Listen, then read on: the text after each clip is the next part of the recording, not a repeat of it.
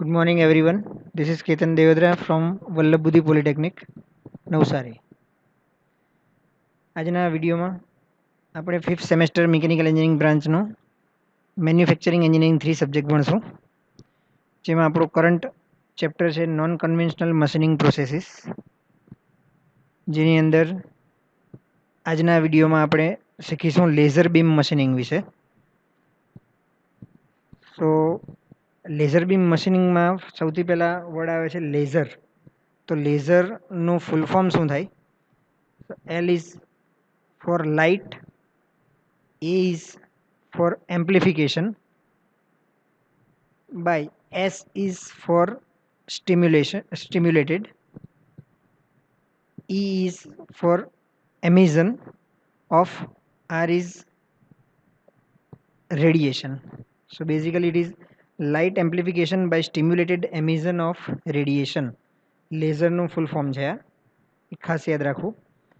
તો બેઝિકલી આ મશીનિંગ પ્રોસેસની અંદર લેઝર બીમ જે છે એને એક વર્કપીસ ઉપર સામાન્ય લેઝર વડે કેન્દ્રિત કરવામાં આવે છે. એટલે કે એના કિરણોને એક જગ્યાએ કેન્દ્રિત કરીને ત્યાં પુષ્કળ ગરમી ઉત્પન્ન કરવામાં આવે અને એ નાના એવા ભાગ ઉપર જે ગરમી ઉત્પન્ન થાય એને લીધે ત્યાંની ધાતુ પીગળીને વરાળમાં રૂપાંતરિત થશે અને આમ થવાથી વર્કપીસને આપણને જોઈતો આકાર આપણે મેળવી શકીએ છીએ.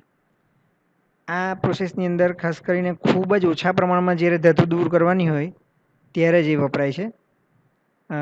જે કંઈક આનો કાર્ય સિદ્ધાંત છે એ આપણે આકૃતિ દ્વારા સમજીએ તો આ રીતે એક ફ્લેશ લેમ્પ છે. ઘણી વખત ઘણા સેટઅપમાં બંને બાજુ પણ ફ્લેશ લેમ્પ આપેલા હોય, તો ત્યાં આપણે ઇલેક્ટ્રિસિટી સપ્લાય કરીને અહીંયાથી જે લાઇટના રેડિયેશન્સ છે એ ઓપ્ટિકલ ઓક્સિલેટર પર કેન્દ્રિત કરીને ત્યાંથી એક લેન્સના અંદરથી પાસ કરવામાં આવે, જેથી કરીને એક જ એના જે કિરણો છે જે વિખેરાયેલા હોય એ નાના એવા એરિયામાં, નાની એવી જગ્યામાં કેન્દ્રિત થાય વર્કપીસના ઉપર, અને એ નાની જગ્યા જ્યાં કિરણો કેન્દ્રિત થાય છે ત્યાંથી એ પુષ્કળ ગરમી ત્યાં ઉત્પન્ન કરશે અને એને લીધે જે વધારાની ધાતુ છે, વધારાની મેટલ, તે અહીંયાથી પીગળી જશે અને વરાળ સ્વરૂપે રૂપાંતરિત થશે, જેનાથી આપણને જોબ તૈયાર મળશે. એના માટે જોવા માટે અહીં એક વિડીયોની લિંક મૂકેલી છે, એના ઉપર ક્લિક કરતાં એ વિડીયો ઓપન થશે, જે ઓલરેડી યુટ્યુબ ઉપર અવેલેબલ છે ADTW દ્વારા. તો એ ખાસ જુઓ. આ સ્લાઇડના અંદર પણ આપણે એને જોઈશું. તો બેઝિકલી આ જે પ્રોસેસ છે એના ફાયદાઓ શું છે કે કોઈ પણ પ્રકારના મટીરિયલમાં મશીનિંગ શક્ય છે. અહીંયા કોઈ પણ પ્રકારનો મતલબ અહીંયા એ છે કે આપણે આગળ જે કંઈક પ્રોસેસીસ જોઈ ગયા જે ઇલેક્ટ્રિકલ કે થર્મલ કન્ડક્ટિવિટી ધરાવતી હોય એના માટે જ હતી. તો અહીંયા એવું નથી, એ નોન કન્ડક્ટિવ મટીરિયલ હશે તો પણ એનું મશીનિંગ થશે. બીજો એનો ફાયદો એ છે કે સામાન્ય રીતે જ્યાં પહોંચી નહીં શકાય એવી જગ્યાએ પણ આપણે આ પદ્ધતિ દ્વારા વેલ્ડિંગ, ડ્રિલિંગ કે કટિંગ કરી શકીએ છીએ, કારણ કે નાના એરિયામાં એ કેન્દ્રિત થાય છે લેઝરના કિરણો એના દ્વારા. મટીરિયલની હાર્ડનેસ અને બ્રિટલનેસને કારણે અહીંયા મશીનિંગ ઉપર કોઈ જ અસર થતી નથી, કારણ કે ટૂલ અને મટીરિયલ વિશે બેની વચ્ચે કોઈ જ કોન્ટેક્ટ નથી. એટલા માટે આ પદ્ધતિ દ્વારા ઘણા જ સૂક્ષ્મ કણાઓનું મશીનિંગ કરી શકાય છે. એકદમ નાના હોલ બનાવવાના હોય તો આ મેથડ ખૂબ જ ઉપયોગી છે. એની અંદર ટૂલનો વિયર કે ઘસારો થતો નથી. મેં કીધું એમ કે અહીંયા કોઈ ટૂલ જ નથી બેઝિકલી જોઈએ તો, એ ફક્ત લેઝરના રેઝથી જ ગરમી ઉત્પન્ન કરીને આપણે મશીનિંગ કરીએ છીએ. એટલા માટે સોફ્ટ મટીરિયલ જેવા કે રબર, પ્લાસ્ટિકનું પણ મશીનિંગ આપણે આ LBM પદ્ધતિથી કરી શકીએ છીએ. એના દ્વારા પણ આપણે એને કાપી શકીએ છીએ. તો આ એના ફાયદાઓ છે. એ જ રીતે પ્રોસેસના મર્યાદાઓ એટલે કે ગેરફાયદા પણ હશે. તો એનો પહેલો ગેરફાયદો એ છે કે આ પ્રક્રિયા ઘણી ખર્ચાળ છે અને એના માટે જે ઓપરેટર જોઈએ એ હાઈ સ્કિલ ધરાવતો હોવો જોઈએ, કારણ કે તેની ઓવરઓલ એફિશિયન્સી ઓછી છે. અહીંયા સેફ્ટી સાધનોનો ખાસ ઉપયોગ કરવો, કારણ કે લેઝરના રેઝ દ્વારા શરીરને, ઓપરેટરના શરીરને નુકસાન પહોંચી શકે. તો સેફ્ટી સાધનો ખાસ વાપરવા. પાતળી પ્લેટના મશીનિંગ માટે જે યોગ્ય છે, વધારે પડતી જાડાઈ ધરાવતું મટીરિયલ હોય તો એના માટે આ પ્રોસેસ યોગ્ય નથી. હવે આપણે આ લેઝર બીમ મશીનિંગના ઉપયોગો જોઈએ તો ખૂબ જ હાર્ડ મટીરિયલ જેવા કે કાર્બાઇડ, ડાયમંડ વગેરેની અંદર પણ નાના હોલ કે પ્રોફાઇલ કટ કરવું હોય તો આ પ્રોસેસ ખૂબ જ કારગત નીવડે છે. અમુક નિશ્ચિત જગ્યાએ નિશ્ચિત માત્રામાં જ મટીરિયલ કાઢવાનું હોય, બહુ ઓછી જગ્યામાં, અને એના દ્વારા આપણે ડાયનેમિક બેલેન્સિંગ કરવું હોય તો આ પદ્ધતિ ખૂબ ઉપયોગી છે.